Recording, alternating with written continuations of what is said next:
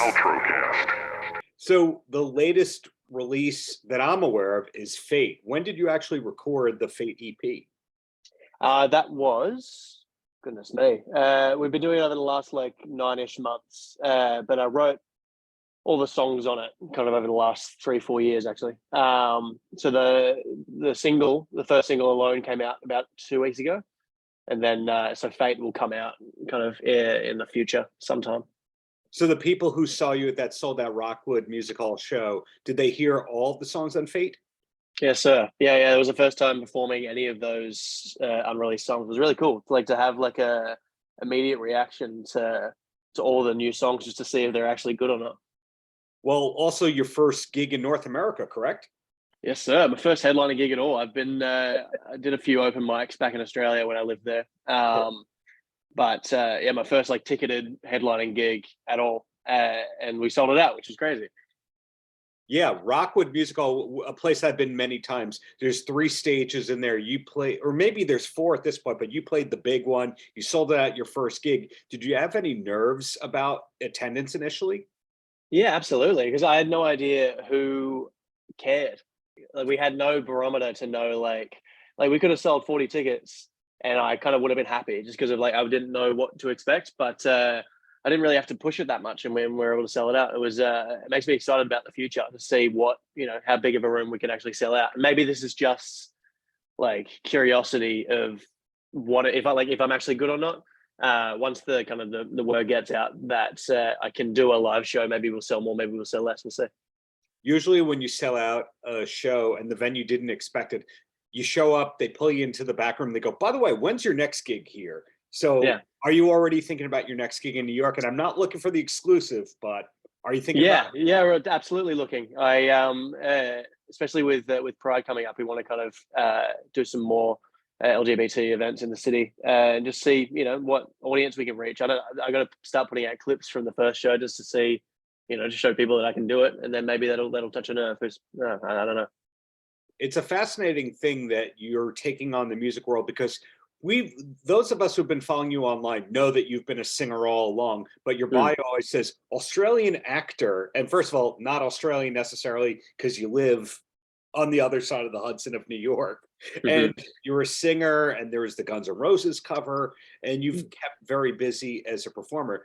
Now, was music always the thing that you wanted to pursue primarily, and acting just is what took off? I guess not. No, I mean, I started acting when I was 11, so that was just kind of the first instance of anything entertaining that I went into, and then started doing that, and that started to pop off. And I don't know what the vibe was or what the pull was for music. I'm sure it had something to do with creative control, that I was lacking that creative control in acting, and I wanted to write my own stuff and put it out, and see if I could actually do music. And it's more of just, again, like a curiosity thing, like whether I could do it, and I was able to do it, and I've been really enjoying it since. I want to get better and better and better. I know that primarily people think of me as an actor, or nowadays with the TikTok stuff, they think of me more as that. And I find myself not caring how people know me. I kind of want to do all this stuff, and hopefully people still give a shit at the end of the day. But also, to your credit, because you only mentioned the music element of it all, your videos on YouTube, you're generally also directing, editing, producing, etc. So that's full-on creative control, where we're not only hearing your vision, we're seeing your vision as well. Yeah, right. That's really liberating for me. Like, I'm getting less and less.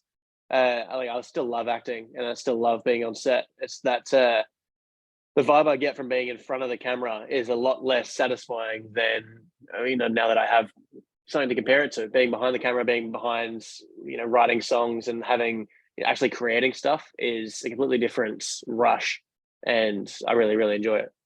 Did you ever have a moment where you're thinking, maybe I should do the musical career under a different name from the acting? I thought about just doing Nick Hamilton, because I know now that like my TikTok is Nick Hamilton, and people know me. I get recognized more for my TikTok nowadays on the street than I did I do my acting. Really? Yeah. Because it's such, it's so accessible, and I get, I post once every 2 days. Like, I'm on people's screens very often. When I'm an actor, I just maybe 2 times a year. So so I thought about doing Nick Hamilton just to try and kind of differentiate it a little bit and pull in more of the TikTok audience. But I've always thought the more professional stuff should be my full name. But maybe I should have gone completely the other way, like a full stage name. I'm not sure what it would have been. Were you on TikTok when it was originally music.ly? When it was just the No. thinking? I'm sure I was back when I would think I probably would have been like 16, 17. I'm sure I was. I don't think I made any videos. I started doing TikTok for real right at the start of COVID. Got it. So what made you want to become a musician in the first place? I really like music. I've always been a massive fan of music, and really I've felt musical my entire life. I was never a good singer when I was a kid. I would like belt songs in my childhood bedroom and just do that until I got like semi good. And now I'm at a point now where I'm fairly confident in my writing skills and my singing skills that I can, write really what I want to write and stuff that feels very me and put that out. And, if I'm able to use that audience that I've already gathered with the TikTok and via my acting career, if I'm able to use that audience to let people in on, my diary essentially and have people like that, then that's pretty cool. But as you mentioned earlier, it is a creative outlet for you more so than the acting, because that's generally somebody else's vision and you have to do it the way that they want you to do it. Do you have aspirations yourself to be a screenwriter? I'd like to be. I've written a few scripts that, are just kind of sitting on my computer that I'd like to pursue one day. I am an overachiever in my genes. I kind of want to do everything that I can possibly do. And I have found a lot more satisfaction in the kind of more admin stuff nowadays, where like the writing and the directing and the stuff behind the camera rather than being the face. I think stuff like music where I'm able to do all of that creating and then, use my face as the translation of all of it, then I'm fine with that. But like acting, you have say in your performance in a way, but you're being directed by someone, you're saying someone else's words and you're being edited by someone else. That's just a completely different, you're handing off all this control, and it gets exhausting, I think, and it can get scary. It's a lot scarier than just being able to take everything and like, I wrote all the songs, I choose when they get released. I do a show that the concerts are fully directed by me. I want to make sure that every piece is, or I'm doing the lighting cues, I'm doing, what my band is doing. It's all us and all me. And I find that easier to swallow because it's just all, I have control over all of it. And who's in your band at the moment? Some really good boys. We kind of just plucked them out of nowhere. Like they've been doing stuff for a while, I guess, out of nowhere, meaning that I didn't know them really beforehand. My guitarist, Dean, I met through my producer, and our drummer, Trev, and our pianist, Ricky, were all just kind of through different channels of like people who knew people who knew people. And we had 4 rehearsals before that first show, and they killed it, and they're the best, and they have a great vibe, and they look great on stage, and it's just I really, really just enjoy hanging out with them. Sometimes you find when the person has a career in acting and music, or music and being an author, they have 2 or 3 different facets of an entertainment career. It's the same team behind them. Are your careers totally isolated, or is it the same team? They're isolated in the teams, and they're like, the teams are all different in for all of them, but they all, I would like them to work all together, and they do. And there's certain people, like my publicist, who does both. It does all, kind of just covers me in general. But like my acting team, who I've been with for years, now have full contact and direct contact to my music team, and they work together just to see, mainly scheduling. But I would like, as much as possible, now that I've got all these things kind of fully formed, like my music career and my acting career and my TikTok side, they're all formed bubbles. I'd like them to kind of merge as much as possible nowadays. Yeah, the fact that you get so much done is also very impressive, because I think if I did my research correctly, there's 3 or 4 forthcoming acting projects. There's the music thing coming up where the EP is new, we might get more gigs, etc. But then you being a prolific TikTok person, you're also regularly creating on that end. And if there's a music video, it's you doing that as well. So you're not exactly waiting around to see who's going to employ you.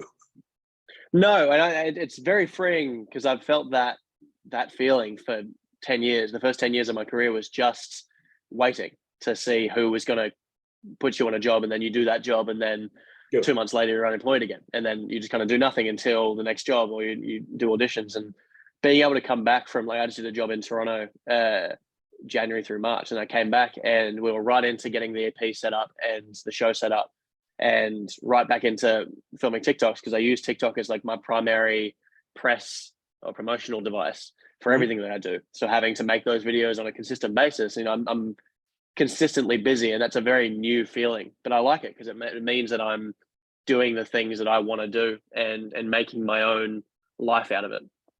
Makes sense. Do you know which acting project you're promoting next, by the way? I'm not sure what comes out next. They're all kind of that again. There's all like studios and all the other people that I'm like, I have, as soon as they tell me, I can tell people, and then I can use my TikTok to promote that, and then hopefully use whatever show that comes out. Hopefully use the success that comes from that to promote the rest of my stuff and bring people into the music. And we do have a bunch of stuff coming out this year, which is really, really exciting. But I'm not sure what the first one is. I think all of them are very, there's none that are duds, in my opinion. I think I've had a few duds that have come out. Everyone has. But I like the idea that like everything that comes out this year or the start of next year is stuff that I would want to watch, and I want people to watch, and I'd be extremely proud of. And I am throwing the compliments here, but it's also interesting to see that the metrics between your different careers, how different numbers mean different things. So the fact that a couple hundred people were at your Rockwood show and that sold out, that's fantastic. But if only a couple of hundred people looked at your TikTok, or only a couple hundred people looked at your new movie, that would be embarrassment of sorts. Well, it's an ease thing, right? It's like everyone's on TikTok. So they're going to, like, if they don't see your thing, then that means everyone that could have seen your thing didn't see your thing. There's only a certain amount of people that listen to my music and live in New York or are willing to come here, and like, we sold that out in a matter of weeks. So I don't know how many tickets we would have been able to sell, but yeah, you're right. Like the metrics are completely different. Yeah. So you're essentially straddling the line between being a major and an indie in all your different ventures of what you're doing. So at the end of the day, I think that you learn they're all Nick Hamilton fans in some respects, meaning they're not necessarily looking for the project, they're looking for you.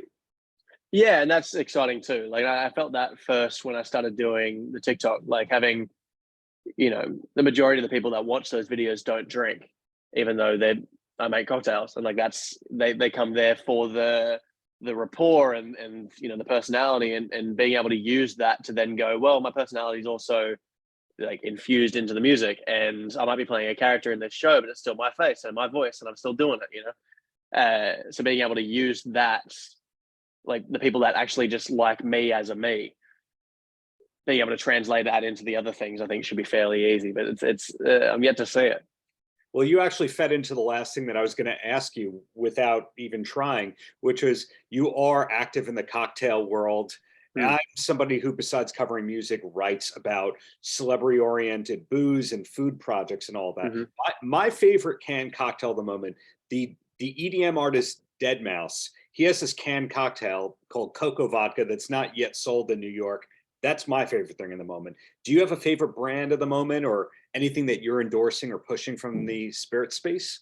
Interesting. I'm so like, I need to try that. That sounds good. I'm so ingrained in the world of like influencer spirits and just spirits in general. But I've been approached by a few people that want to start doing that with influencers and with actors, and want to kind of curate something with me. But I'm really intent on waiting until I can do that with full creative control. Again, that comes up, like being able to like create a brand from scratch, or buy a very small brand and have the product that they make just be mine, and I'm there with it from start to finish. Would be really exciting, and I'd like to enter into that space. But like, there's so many good companies now that whether I work with them or not, that like, I think people who stick to like 1 or 2 or 3 drinks, like beer, wine, and maybe like they have a favorite cocktail that they go to and that's it, are missing out on so many different types of very, very exciting ventures. I think the ready to drink space is getting really exciting too. Like you said, canned cocktails and even the seltzer space is like really, really exciting. So just to see like how quickly that's growing and seeing, how can people make it different and exciting? I'll always just like be scanning the fridge for the most exciting thing. Paltrocast.